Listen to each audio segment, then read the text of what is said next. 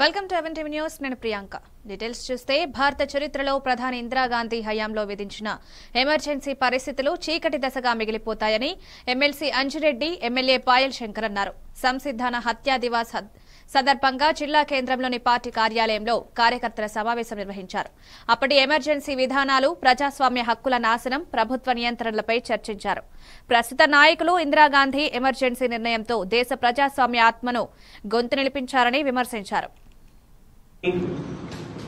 కాంగ్రెస్ యొక్క సంస్కృతిని ప్రజలకు తెలిసినప్పటికీ కాంగ్రెస్ పార్టీ చేసినటువంటి ఆ యొక్క దురాగతాన్ని, మూర్ఖమైనటువంటి నిర్ణయాన్ని ప్రతిరోజు ప్రజలకు గుర్తు చేయాల్సినటువంటి అవసరం ఉన్నది. ఏ ప్రజాస్వామ్యాన్ని, ఏ రాజ్యాంగాన్ని అయితే కాంగ్రెస్ పార్టీ కూని చేసిందో, ఏ రాజ్యాంగాన్ని అయితే ఇందిరాగాంధీ అవమానపరిచిందో, ఈరోజు అదే రాజ్యాంగం పట్టుకొని ఇందిరాగాంధీ గారి మనవడైనటువంటి రాహుల్ గాంధీ తిరుగుతున్నటువంటి తీరు చూసి ప్రతి ఒక్కరు కూడా ఈరోజు మాట్లాడుతూ ఉన్నారు.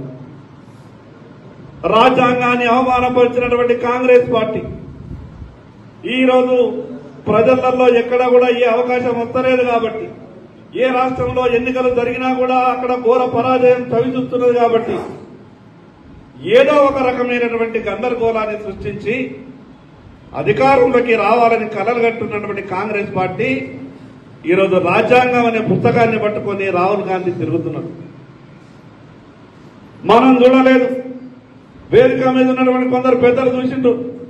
కానీ చరిత్రని చూసినటువంటి మనం ఆ రోజు ఎటువంటి ఆపద లేని సమయంలో, దేశానికి ఎక్కడా కూడా ముప్పు లేనటువంటి సమయంలో, అంతర్గతంగా ఎటువంటి గందరగోళం లేనటువంటి సమయంలో కేవలం హైకోర్టు ఇందిరాగాంధీ ఎన్నిక చెల్లనేరదని, ఇందిరాగాంధీ తప్పులు చేసిందని హైకోర్టు మాట్లాడినటువంటి మాటలు విని జీర్ణించుకోలేనటువంటి ఇందిరాగాంధీ ఆ రోజు విధించినటువంటి ఎమర్జెన్సీ వల్ల